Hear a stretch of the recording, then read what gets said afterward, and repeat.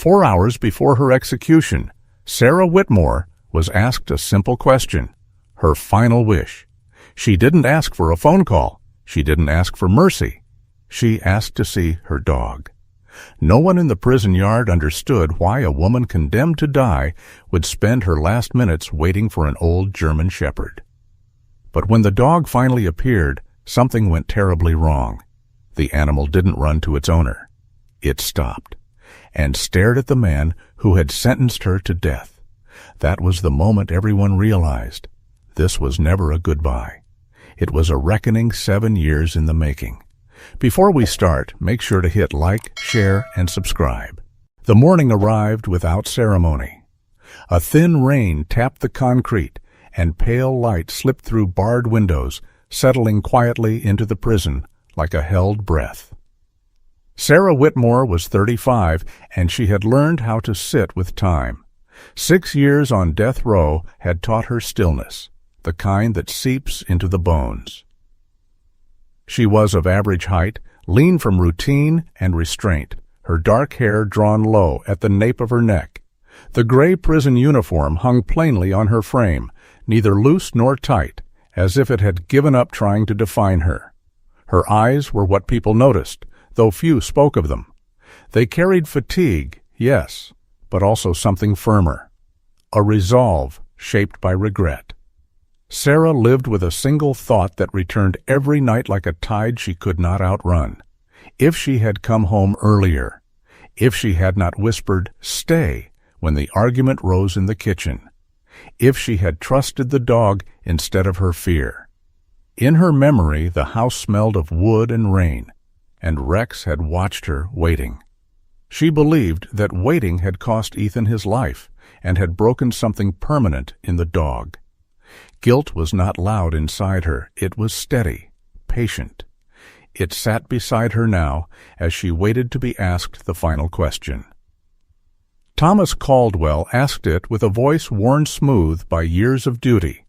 He was 55, broad-shouldered, gray-haired, dressed in a dark blue warden's uniform that fit him like habit rather than pride. His eyes held neither judgment nor mercy, only a practiced attentiveness that came from witnessing too many endings. When he asked for her final request, Sarah did not hesitate. She did not ask for a call or a prayer. She asked to see Rexford. Caldwell paused, studying her face, perhaps searching for something theatrical, something desperate. Finding none, he nodded. Somewhere beyond the yard, a gate opened. Metal rang softly against metal. From a distance, another man watched. Daniel Hargrove, late 40s, clean-shaven, dressed in a dark suit without a tie. His posture was composed, his presence official, yet there was a faint tension in the way he stood, as though the ground beneath him were less certain than it appeared. Rex arrived slowly. He was a German shepherd, once large and formidable, now marked by age. His coat, black and tan, had dulled at the edges, gray settling around his muzzle.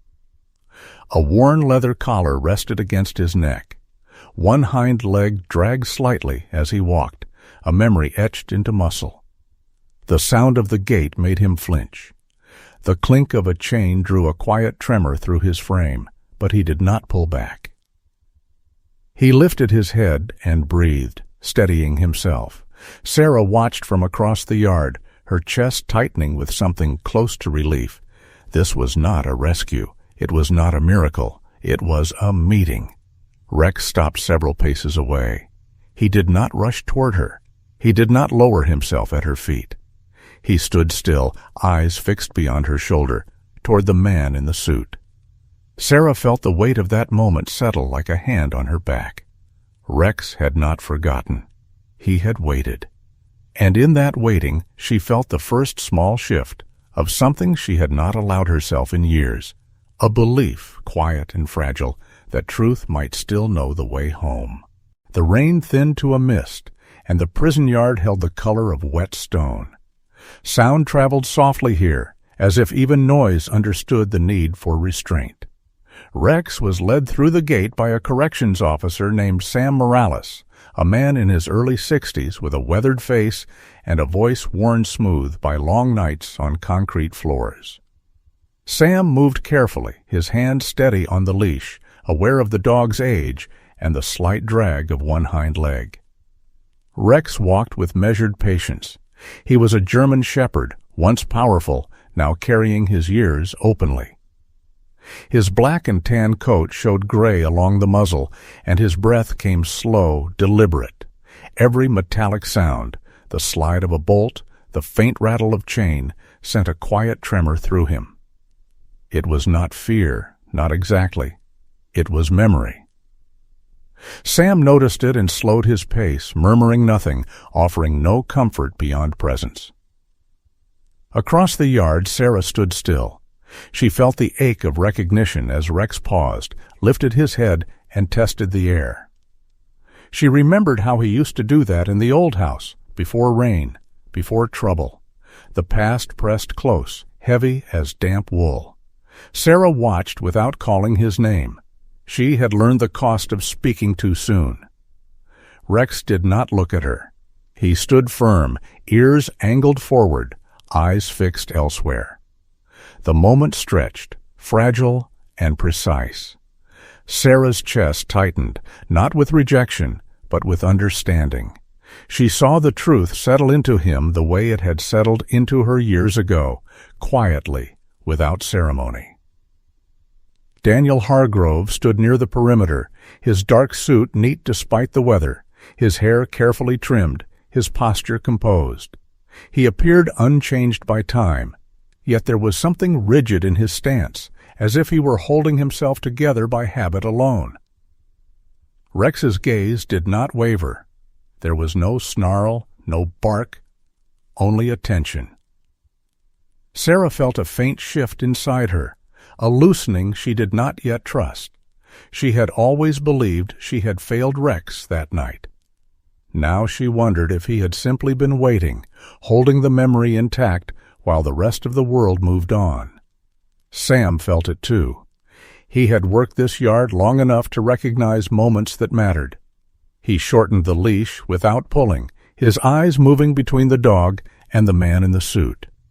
Rex remained still, muscles tight beneath thinning fur. The rain gathered on his back, darkening the coat, tracing the line of an old scar near his shoulder. Sarah remembered tending that wound years ago, her hands shaking, her voice steady only because it had to be. She remembered telling Rex to lie down, to stay. The guilt returned then, familiar and sharp, but it did not overwhelm her. For the first time, it shifted. Rex's breathing slowed. He did not advance. He did not retreat. He simply watched. In that watchfulness, Sarah sensed intention, not the instinct of an animal, but the resolve of something that had endured and chosen patience over fury. Thomas Caldwell observed from the steps, his expression unchanged. He had seen fear, grief, anger. What he saw now was different. It was recognition, passing silently between beings who remembered the same night from opposite sides of truth. The yard felt smaller, the air heavier. Sarah lowered her eyes briefly, then raised them again, following Rex's line of sight. She did not need to look at Hargrove to know he was uneasy. The silence said enough. Rex finally shifted his weight, not toward Sarah, but away, just enough to show that he had made a decision. Whatever came next would not be rushed. Sarah felt something fragile take root where despair had lived too long. Not hope, not yet, but trust. Trust that memory, when held long enough, finds its moment. And as the rain eased and light crept back into the yard, she allowed herself to believe that waiting could be an act of love. The rain returned as a whisper. Light slipped between clouds, dull and colorless, settling over the yard like a memory no one had asked for. Daniel Hargrove stepped forward with the ease of a man accustomed to being listened to. He was in his late 40s, tall enough to command space without trying, his dark suit pressed clean despite the damp air. His voice carried a practiced calm, edged with a faint amusement that did not belong in a place like this. To him, the moment was an ending already written, a final scene, a formality. Sarah watched him approach and felt the old tightness gather in her chest. She knew that tone. She had heard it years ago in courtrooms lined with wood and flags, where truth was trimmed to fit neat sentences. Rex felt it too. His body stiffened, muscles drawing tight beneath thinning fur. The leash went taut. When Hargrove crossed the invisible line between distance and intrusion, something broke open. Rex surged forward with a force that surprised even himself. The sound was brief, cloth tearing, a sharp intake of breath. Then the yard froze, caught between motion and meaning. Hargrove recoiled, instinctively pulling his arm back. In that instant, Sarah saw it.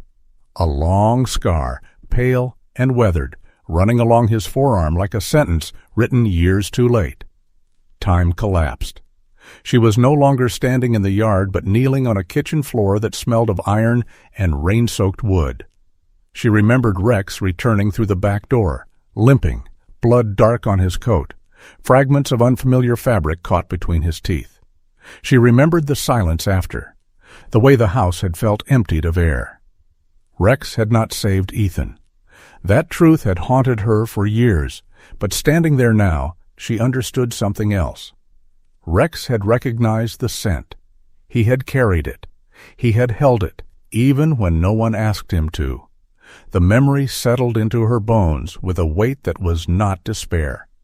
It was clarity. Sam Morales tightened his grip on the leash, his lined face drawn pale beneath the brim of his cap. He did not curse. He did not shout. He simply breathed, steady and low, grounding the moment with his presence. Rex resisted for a second, then stilled. His chest rose and fell, each breath measured. He did not bare his teeth again. He had done what he needed to do. Thomas Caldwell moved closer, his boots slow against the wet ground. At 55, he had learned to recognize turning points. They announced themselves not with noise, but with stillness. Hargrove laughed once, too quickly, adjusting his sleeve with trembling fingers. The sound rang hollow. Caldwell's eyes rested on the exposed skin, on the scar that refused to disappear. No one spoke. The silence stretched, dense and watchful, as if waiting for someone to be honest enough to step into it. Sarah felt the shift inside her then. The guilt that had defined her days loosened its grip. Not gone, never gone, but changed. She had believed she failed Rex by telling him to stay. Now she saw the cost of staying had been his burden to carry alone. Rex stood beside Sam, head lowered, gaze steady. There was no triumph in him, only completion. He had not acted in fury. He had not sought revenge. He had answered a call older than language. Caldwell raised a hand, not in command, but in acknowledgement. Hargrove's eyes darted, searching for footing that was no longer there. The yard seemed to breathe again. Sarah closed her eyes briefly, letting the rain touch her face. For the first time in years, she felt something like balance return. Rex had not saved Ethan. He had not saved her. But he had kept the truth alive, and as she opened her eyes, she understood that waiting too could be an act of faith. Clouds hung low, pressing the air flat and heavy. The rain had stopped, but everything still smelled of damp concrete and old leaves, as if the ground itself were holding its breath. Thomas Caldwell stood with the phone still warm in his hand. The call had been brief, clinical, dates, diagnoses, omissions. He was 55 and had learned to recognize the sound of truth when it arrived quietly, without apology. The medical records confirmed what the scar suggested: deep bite wounds, consistent with a large dog, treated in private, never reported. Caldwell folded the phone away and looked at Daniel Hargrove. The man's face remained composed, but his shoulders were set too tight, his jaw clenched, as if holding a door shut from the inside. He spoke lightly, dismissively, his voice smooth and practiced, calling it coincidence, bad luck, an old injury. No one answered. Silence settled across the yard, thick and deliberate. Sarah felt it press against her chest. For years she had imagined this moment, proof laid bare, guilt exposed, but she had imagined it loud, dramatic. Instead, it arrived like this. Still. Careful. Rex stood beside Sam Morales, head lowered, ears relaxed, as if his part were finished. Then he shifted his weight and turned away, moving with slow intention toward the far edge of the yard. Rex walked toward the black SUV parked near the gate. His gait was uneven, the old injury pulling slightly at his stride, but he did not hesitate. Sam followed, uncertain, the leash slack in his hand. Caldwell watched the movement and felt something settle into place. Rex stopped at the rear of the vehicle and stood there, breathing in, nose lifted, eyes fixed. He did not bark. He did not scratch. He waited. The rainwater beaded on the metal, catching what little light remained. Hargrove stiffened, a flicker of alarm breaking through his control. He protested, words coming too fast now, too sharp. Caldwell raised a hand, not in authority, but in patience. A guard opened the trunk. The smell of leather rose first, then something older. Rex stepped forward and pressed his muzzle against a worn duffel bag. He pawed once, gently, then more insistently. The zipper gave way. From inside, he drew out a silver chain, dull with age, a small pendant swinging briefly before settling against the wet ground. Sarah's breath caught. She knew it before she saw it clearly. The locket, Ethan's, the one she had searched for until searching became too painful to continue. Sarah moved without thinking, kneeling despite the cold seeping through her uniform. Her hands trembled as she lifted the locket. Inside, the photograph was faded but intact. Ethan's quiet smile, the one he wore when he wasn't trying to be brave. For a moment, the yard disappeared. She was back in their kitchen, wood floors warm beneath her feet, rain tapping at the windows, while Rex lay watching the door. The guilt rose again, sharp and familiar, but it did not take hold. She looked at Rex, really looked at him. He stood a short distance away, calm, breathing slow. He had not rushed this. He had not forced it. He had carried the truth and waited until it could be seen. Hargrove's voice cracked then, anger and desperation tangling together. Words spilled out, envy, obsession, years of resentment he had mistaken for love. Caldwell listened, eyes steady, as the confession unraveled. It was not triumph that filled the yard. It was relief, heavy, earned. Sarah closed the locket and pressed it to her chest. For the first time, she felt forgiveness touch the edges of her grief, not for Hargrove, but for herself. As officers moved in quietly, the moment passed without spectacle. Rex lowered himself to the ground, tired now, the work complete. Caldwell felt something loosen in his own chest, a faith he had not realized he still carried. Justice, he knew, rarely arrived cleanly, but sometimes when patience met memory, it arrived at all. Sarah rose slowly, her legs unsteady, but her gaze clear. She met Rex's eyes and nodded, a small acknowledgment, a promise kept. He did not wag his tail. He simply watched her, as he always had. The yard felt lighter, as if something long trapped had finally been released. Sarah stood there, rain cooling her skin, the locket warm in her hand, and understood that waiting had not been weakness. It had been love, enduring until the moment truth was ready to speak. The gates opened under a clearing sky. The rain had passed, leaving the air clean and cool, the kind that lets a body breathe again. The order came quietly. A judge's signature, a phone call returned, a sentence undone. Sarah Whitmore was released the same day she was meant to die. There were no cameras waiting, no crowd pressing close. The yard emptied itself back into routine. Thomas Caldwell stood by the steps, his uniform neat, his hair silvered by years he carried without complaint. He spoke to Sarah with a voice that did not hurry. He said he was sorry. He said the system had failed her. He did not try to explain it away. That mattered. Sarah nodded once. She felt taller outside the walls, not because the world had changed, but because the weight had. Rex waited beside her, the leash loose in Sam Morales' hand. The dog's coat had dried to a soft sheen, gray at the muzzle catching the light. When Sarah stepped forward, Rex rose with care and matched her pace. There was no celebration in him, only presence. Caldwell watched them go and felt something like peace settle in his chest. Justice, he knew, rarely made a sound when it arrived. It simply stood aside and let a person pass. Sarah refused interviews. She shook her head at the questions, the offers, the urgency to make a story of what had been a life. She spoke one sentence and let it be enough.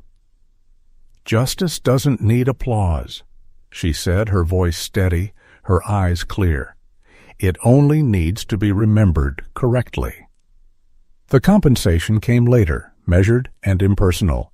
She accepted it without bitterness and without gratitude. She put it to work. The Rexford Trust took shape in a modest office with wood floors and windows that opened to the afternoon. It would help the wrongly convicted find counsel, records, time, not miracles. Time. Sarah learned the rhythms of freedom slowly. Grocery lists, keys in a bowl, the quiet after dinner. Rex slept near the door, his breathing a soft metronome. Sometimes metal sounds still made him flinch. Sometimes she still woke at night, the old guilt tapping her shoulder. They learned to sit with it together. Forgiveness, she found, did not erase memory. It changed how memory lived. They went to the cemetery in the late afternoon when the light slants low and kind. The grass was damp, the stone cool beneath her fingers. Ethan Whitmore's name was simple on the marker. Sarah knelt and set white flowers down, their stems darkening where the rain had touched them. She opened the locket once, then closed it, pressing it against her chest before resting it at the base of the stone. Rex lay beside her, his body easing into the earth, his head settling on her hand. She spoke softly, not to the grave, but to the air between things. She told Ethan the truth had found its way home. She told him she was sorry it took so long. Rex's breath warmed her skin, steady and patient. The wind moved the trees, and the sound carried like a benediction. Sarah felt no need to promise the future. It was already there, waiting the way Rex had waited, without noise, without demand. They left as the light faded. Rex walked a little slower now, his steps careful, his tail low. He was not a legend. He did not need to be. In the evenings he watched the door and slept through the night more often than not. In the mornings he lifted his head to the sun and breathed. Sarah learned to trust the ordinary again. She learned that freedom was not a shout, but a room you could finally enter and sit down. When people asked what saved her, she did not point to the headlines or the court. She said a name. She said waiting had its own courage. And when the house grew quiet and the day laid itself down, Sarah rested her hand on Rex's shoulder and felt the truth of it. Some loyalties do not end. They remember. They endure. And sometimes they set us free. As this story ends, remember this. Growing older can feel lonely. Bodies weaken. Friends leave. Illness lingers. But your life still matters deeply. Like Rex, love can wait, remember, and protect. If this story touched you, please share it with someone who needs comfort. Leave a comment. Your voice matters. Subscribe to our channel for more gentle stories of hope. May God bless you, keep you in strength, and never let you feel forgotten.